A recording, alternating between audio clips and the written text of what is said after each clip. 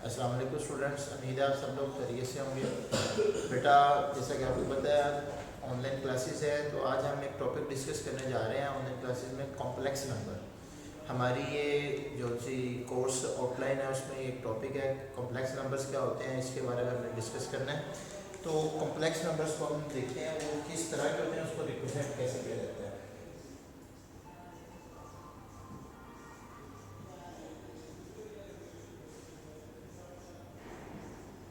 Complex number की जो बेटा फॉर्मेशन होती है वो नंबर जिनमें एओटा का सिंबल आ जाता है, ठीक होगी बात। उसकी डेफिनेशन भी आप देख सकते हैं, the number which can be written in the form of z is equal to the numbers which can be written in the form of z is equal to x plus iota y where x and y belongs to real number and iota is equal to -1 का square root.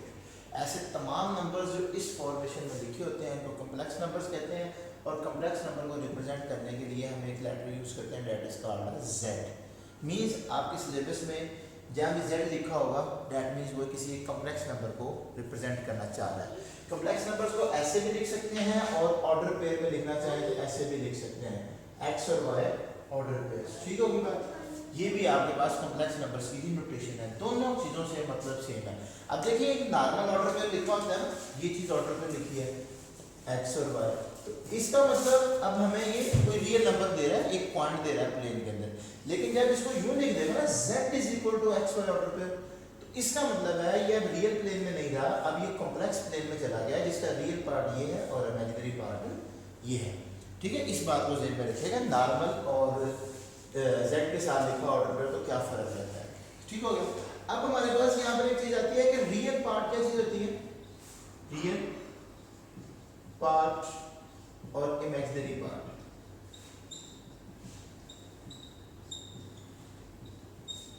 Real part of complex number इसको हम r of z लिखते हैं, z for complex number, r for real part. Complex number का real part क्या होता है, वो वाला हिस्सा जिसमें एओटा की शमूलियत नहीं है वो रियल पार्ट कहलाता है, और इमेजिनरी पार्ट को आई एम ऑफ जेड लिखते हैं। एमसीक्यूज में आ सकता है ये कॉम्प्लेक्स नंबर लेके आओगे जिसका रियल पार्ट बताएं, तो वो पूरा रियल पार्ट नहीं लिखेगा बल्कि लिख देगा जी आर ऑफ जेड बताएं, तो आपने ये नहीं समझना कि आर ऑफ जेड का मतलब क्या है यहाँ पर, रियल पार्ट ऑफ जेड, ठीक हो गया। इसी तरह इमेजिनरी पार्ट ऑफ जेड, तो बेटा इमेजिनरी पार्ट ऑफ जेड का मतलब वो वाला हिस्सा जिसमें एओटा शामिल हो रहा है। अच्छा, अक्सर बच्चे एओटा को भी शामिल कर लेते हैं, एओटा शामिल नहीं होता, जस्ट यहाँ वाला सिंबल और जो एओटा के साथ रकम लिखी हुई है, जो रियल नंबर लिखा हुआ है, रियल नंबर लिखा हुआ है, उसको हम इमेजिनरी पार्ट में इस्तेमाल करते हैं, मतलब प्लस के बाद। अगर यहाँ पे कोई कॉम्प्लेक्स नंबर एग्जांपल दे रहा हूँ z is equal to x minus iota y लिखा हुआ है, तो इसका रियल पार्ट क्या बनेगा x, और इमेजिनरी पार्ट क्या बनेगा नेगेटिव के y, मतलब जो भी यहाँ पर सिंबल हो साइन हो और ये नंबर यहाँ पर आ गया, ठीक होगी बात। ये आपके पास रियल पार्ट और इमेजिनरी पार्ट को जज करने का मेथड होता है, क्लियर होगी बात। ये आपको रियल पार्ट और इमेजिनरी पार्ट का भी पता होना चाहिए, ठीक हो गया। उसके बाद हमारे पास एक होता है जी प्योर इमेजिनरी नंबर, कौन सा होता है प्योर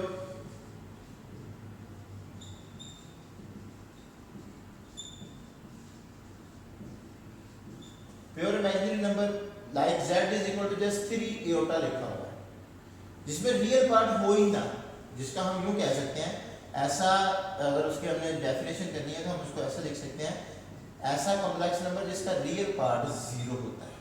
रियल पार्ट क्या होता है, 0 होता है। मैंने एग्जांपल आपको दे दी 3 एओटा वाली, z is equal to 3 iota, तो इसका रियल पार्ट क्या हो गया जी 0 हो गया। ऐसे नंबर को इमेजिनरी नंबर बोलते हैं, इसको क्या बोलते हैं इमेजिनरी नंबर या प्योर इमेजिनरी नंबर भी बोल देते हैं, ठीक होगी बात।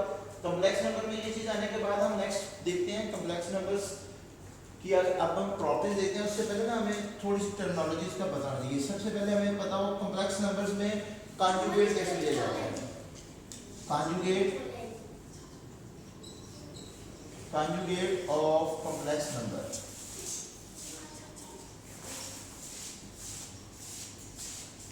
कॉम्प्लेक्स नंबर्स का कॉन्जुगेट कैसे लिया जाता है, ठीक है। कॉम्प्लेक्स नंबर्स, कोई भी आप एक कॉम्प्लेक्स नंबर पकड़ लें और उसका आपको कॉन्जुगेट निकालना है तो इंतहाई आसान।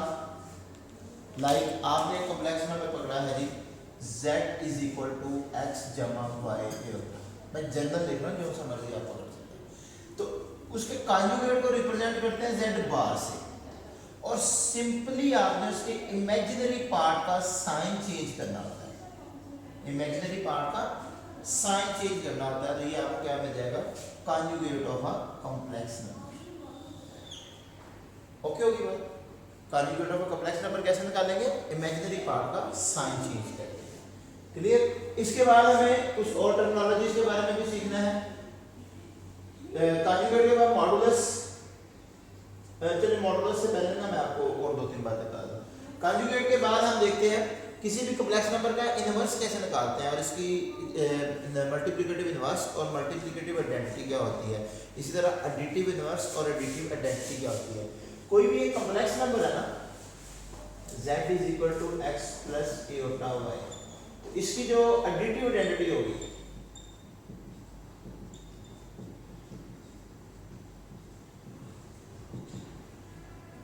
आइडेंटिटी बोलते हैं शनाख्त को, ठीक है।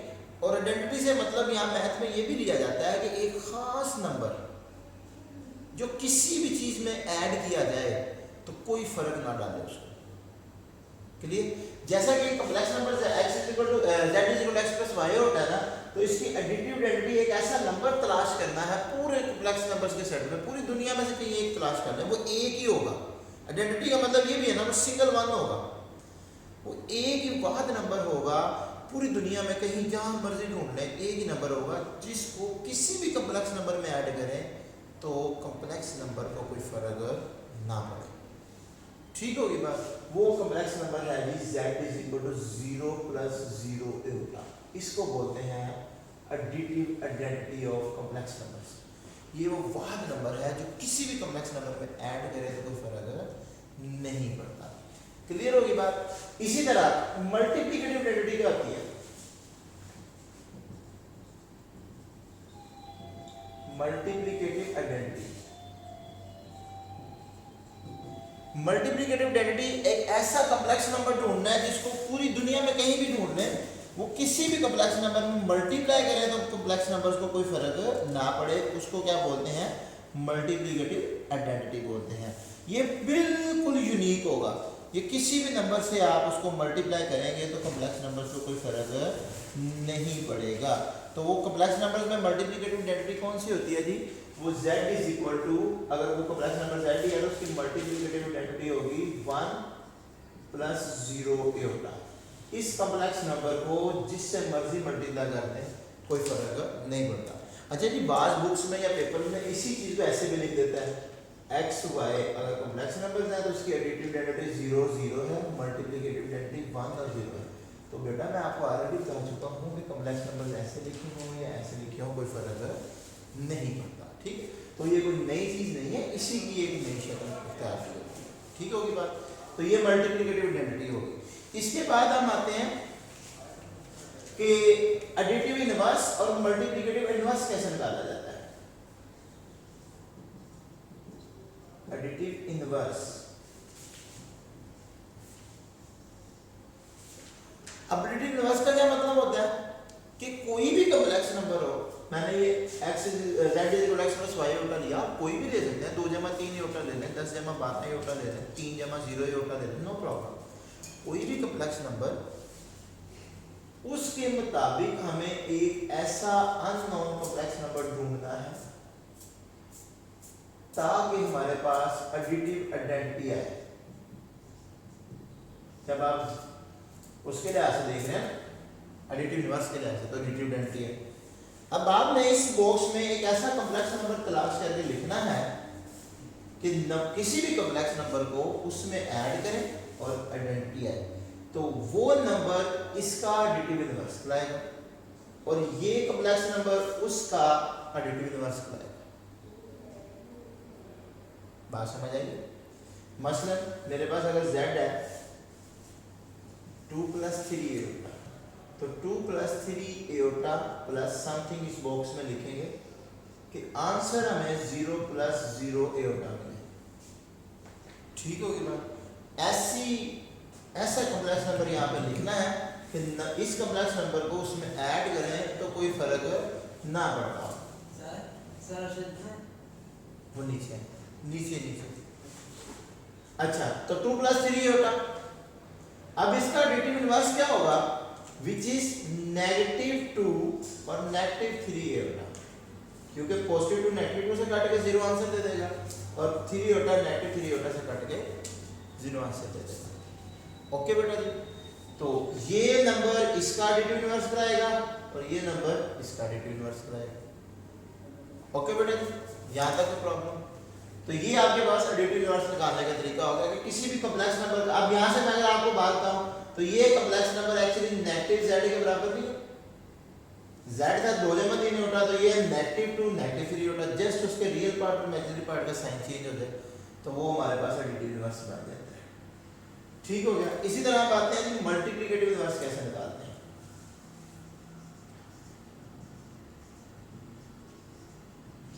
मल्टीप्लिकेटिव इनवर्स,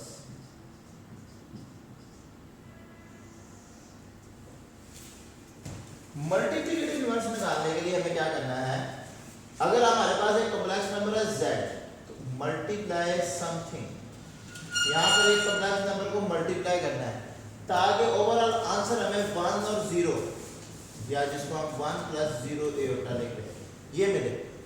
मल्टीप्लिकेटिव इनवर्स निकालते हुए किसी भी नंबर का मल्टीप्लिकेटिव इनवर्स वो नंबर तलाश करना है कि उस कॉम्प्लेक्स नंबर को उस नंबर से मल्टीप्लाई करें, ओवरऑल आंसर हमें मल्टीप्लिकेटिव आइडेंटिटी मिले, ओवरऑल आंसर हमें मल्टीप्लिकेटिव आइडेंटिटी मिले। ओके होगी बात। तो z का मल्टीप्लिकेटिव इनवर्स मेरे ख्याल से 1/z होगा, ताकि z से z कैंसिल हो जाएगा और 1 + 0 योटा मिल जाएगा। ठीक है, एक्चुअली यहाँ से कैंसिल होकर 1 बचेगा जिसको 1 + 0 योटा भी लिख सकते हैं। जैसा कि अगर आपके पास 2 जमा 3 योटा एक कॉम्प्लेक्स नंबर है तो 2 जमा 3 योटा को अगर हम 1/2 जमा 3 योटा से मल्टीप्लाई करें तो ओवरऑल आंसर हमें क्या मिलेगा 1, जिसको हम क्या लिख सकते हैं 1 + 0 योटा, कोई फर्क नहीं पड़ेगा और ये हमारी मल्टीप्लिकेटिव आइडेंटिटी बन गई। तो ये फिर इसका मल्टीप्लिकेटिव इनवर्स है और ये इसका मल्टीप्लिकेटिव इनवर्स है।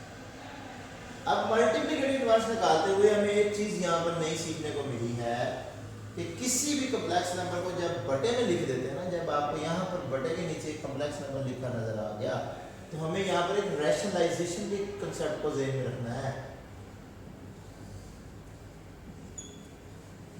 रैशनलाइजेशन क्या होती है, अगर आपके पास कोई भी कॉम्प्लेक्स नंबर बटे में लिखा हुआ है, चलो 2 जमा 3 होता, तो आपको इसके कॉन्जुगेट से मल्टीप्लाई और डिवाइड करना है फौरन।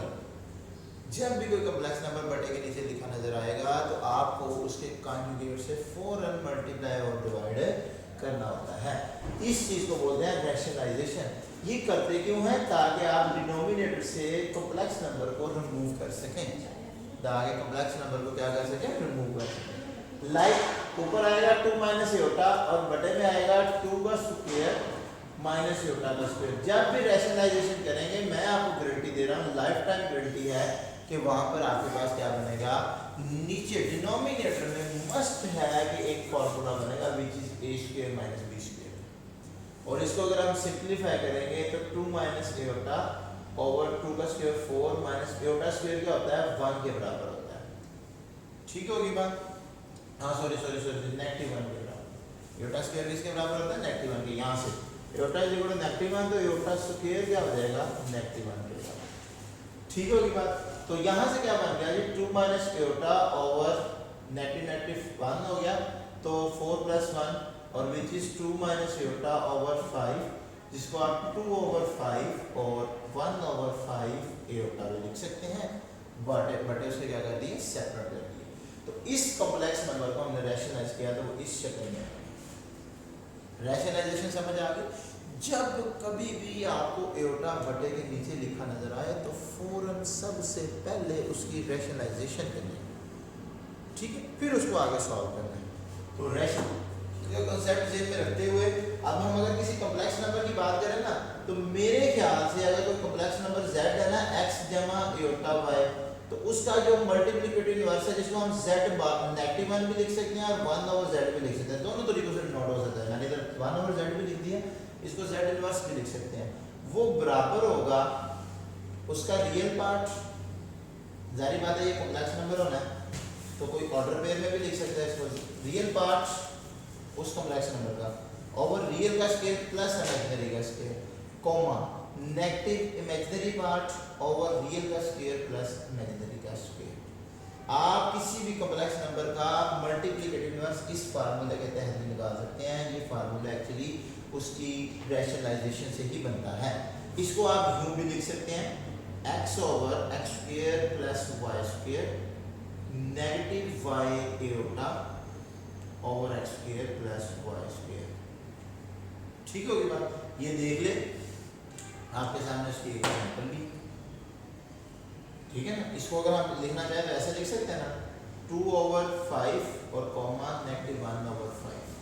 तो एक्चुअली क्या किया है, ये हमारा एक कॉम्प्लेक्स नंबर था जी, z = 2 + एटा, उसका हमने मल्टीप्लिकेटिव इनवर्स बताया था, ये है। ठीक हो गया, 2 + एटा का मल्टीप्लिकेटिव इनवर्स हमने कहा जी 1/2 + एटा है, जिसको हमने रैशनलाइज करके यहाँ से निकाला। और ये आप फार्मूले से डायरेक्ट भी निकाल सकते थे। कैसे, इसका रियल पार्ट क्या है जी 2 और इमेजिनरी पार्ट क्या है जस्ट 1, नॉट एटा। बार बार बता रहा हूँ, फिर गलती ना करते ना। अब वो इस फार्मूले के मुताबिक कैसे निकलना था, रियल का स्क्वायर, रियल ओवर रियल का स्क्वायर प्लस इमेजिनरी का स्क्वायर और नेगेटिव साइन इमेजिनरी पार्ट एटा ओवर रियल का स्क्वायर प्लस इमेजिनरी का स्क्वायर, तो which is 2/5 negative Etah over 5। तो डायरेक्ट भी निकाल सकते थे, क्लियर होगी बात। और अगर ये स्टेप्स करके निकालना है तो फिर कोई प्रॉब्लम नहीं है। तो होप सो यहाँ तक मल्टीप्लिकेटिव इनवर्स और रैशनलाइजेशन का कांसेप्ट भी क्लियर हो गया आपको। ठीक हो गया। यहाँ पर आपको एक इंपॉर्टेंट एमसीक्यू बताता चलो, मुझे अभी माइंड में आया। हर कॉम्प्लेक्स नंबर, अगर कोई भी रियल नंबर उठाएं, वो मस्ट है कि कॉम्प्लेक्स नंबर होगा।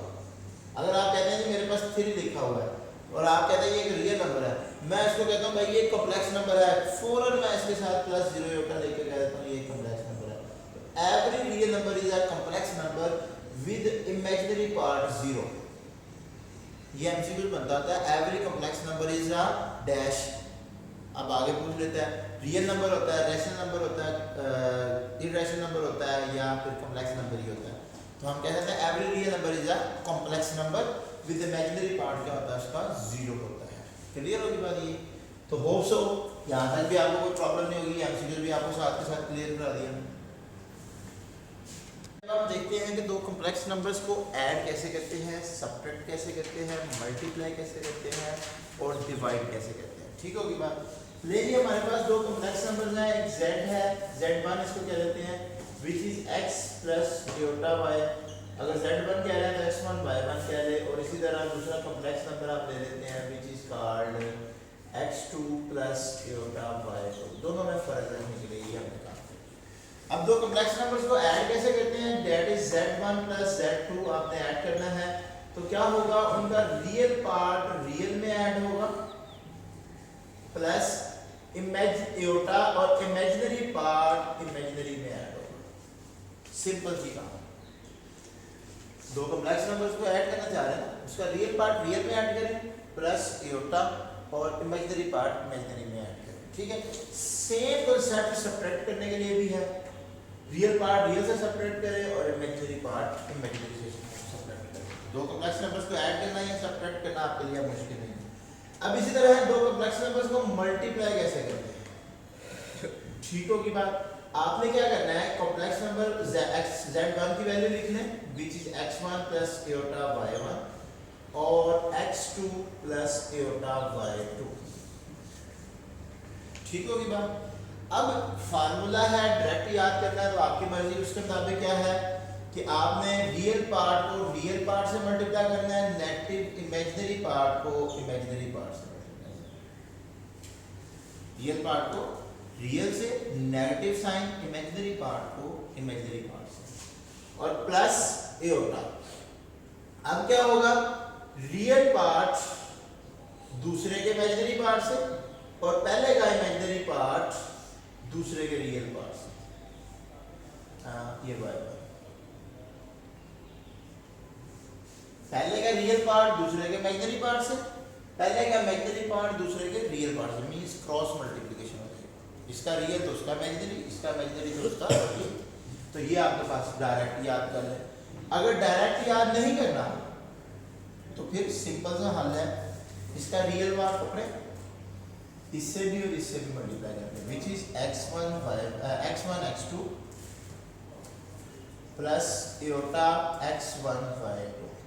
फिर इसको पकड़े और दोनों से मल्टीप्लाई कर दो, तो इससे मल्टीप्लाई होगा तो एयोटा x2 y1 और plus aorta square y1 y2। यहाँ तक क्लियर होगी बात। तो नेक्स्ट क्या होगा, x1 x2 plus aorta x1 y2 plus aorta x2 y1 और एयोटा स्क्वायर नेगेटिव और y1 y2। और अब देखिए ये रियल पार्ट है, ये भी रियल पार्ट है, अगर तरतीब से लिख दे तो रियल पार्ट के साथ अटैच और प्लस इन दोनों में से नेगेटिव साइन कॉमन है, सॉरी एयोटा साइन कॉमन है, तो x1 y2 plus x2 y1। तो एट द एंड ये भी वही आंसर बन जाएगा जो मैंने आपको डायरेक्ट फार्मूले में लिख के दे दिया। बस फार्मूले का ये बेनिफिट होगा, दो स्टेप बीच में आपके बन जाएंगे। देखिए ना, x1 x2 y1 y2 plus aorta x1 y2 plus y1 x2। तो ऐसे भी आप मल्टीप्लाई कर सकते हैं। अब आते हैं दो कॉम्प्लेक्स नंबर्स को डिवाइड कैसे करना है। z1 और z2 which is equal to z1 की कीमत x1 और plus aorta y1 over x2 plus aorta y2।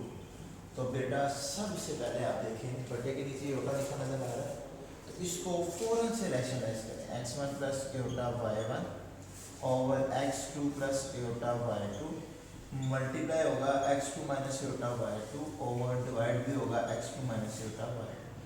नीचे वाली रकम के कॉन्जुगेट से मल्टीप्लाई डिवाइड करें। अब क्या होगा, ऊपर वाला कॉम्प्लेक्स नंबर ऊपर वाले से मल्टीप्लाई हो जाएगा और नीचे वाला कॉम्प्लेक्स नंबर नीचे वाले से मल्टीप्लाई हो जाएगा।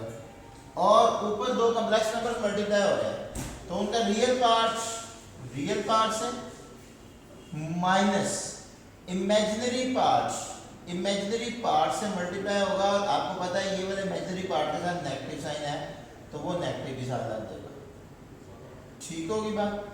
प्लस एयोटा रियल पार्ट उसके इमेजिनरी पार्ट से, मतलब x1 मल्टीप्लाई होगा नेगेटिव y2 से, तो नेगेटिव y2 का मतलब ये नेगेटिव y2 कर देगा इसको, ठीक है। और प्लस इसका इमेजिनरी पार्ट उसका रियल पार्ट से, तो इसका इमेजिनरी पार्ट है y1 और इसका रियल पार्ट है x2, ये चीज बन जाएगी।